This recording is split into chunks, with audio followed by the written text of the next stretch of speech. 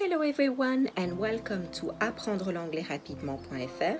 I'm Lara and today I'm going to help you learn about the subjunctive in English. Aujourd'hui, je vais parler du subjonctif anglais. I suggest you do.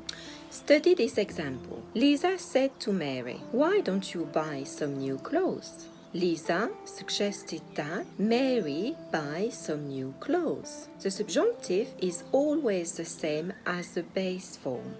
I buy, you buy, she buys. Donc là, Lisa, elle a dit à Marie, et si nous achetions de nouveaux vêtements? Lisa a suggéré qu'elle achète de nouveaux vêtements. We use the subjunctive after the verbs. On utilise le subjonctif après les verbes. Suggest, propose, recommend, insist, demand. I suggest that you take a vacation. Je suggère que tu prennes des vacances. Yes. The doctor recommended that I rest for a day. Le docteur a recommandé que je me repose pour une journée. They insisted we have dinner with them. Ils ont insisté que l'on dîne avec eux. I insisted that he have dinner with us. J'ai insisté qu'ils prennent le dîner avec nous. Donc là, remarquez qu'on ne dit pas I insisted that he has, mais I insisted that he have dinner with us. He demanded that she apologize to him. Il a demandé qu'elle présente ses excuses. Donc ici, remarquez que c'est bien he demanded that she apologize to him et pas she apologizes. C'est la base verbale. She apologized, c'est le subjonctif. The negative is not plus the base form. I not be, you not leave, she not go, etc.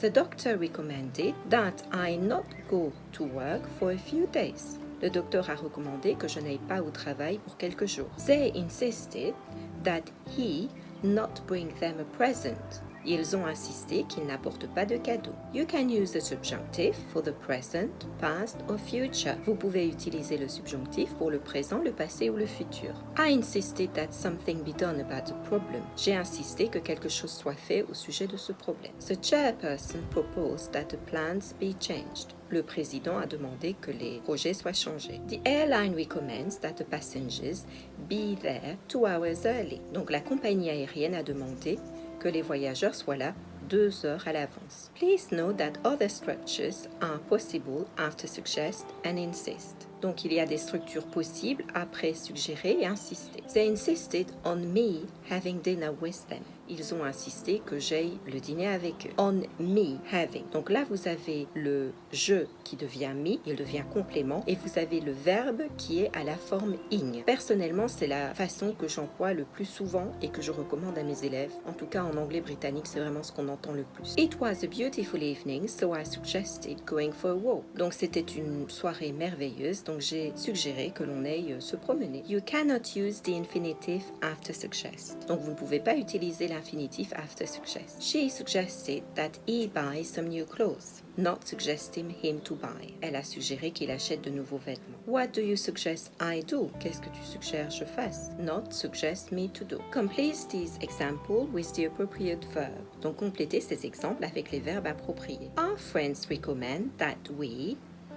a vacation in the mountains. Donc nos amis recommandent qu'on prenne des vacances dans la montagne. Here you can say